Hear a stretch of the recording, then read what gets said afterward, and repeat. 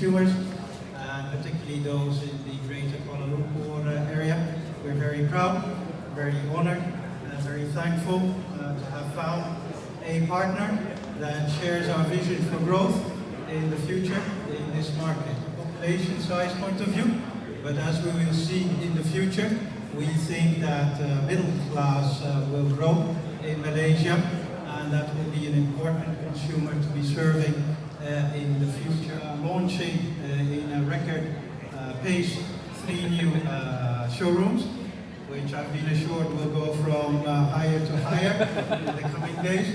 It's very exciting, but it also coincides with the introduction of a new model.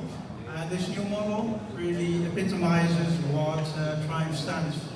The engine got an overhaul, and there were various modifications applied to it, to the camshaft, to the various cylinders, various other aspects, and they managed to increase the power to 120 PS for the R, and a class-leading 130 PS for the RS and the Moto 2 variant. 3, 2, 1!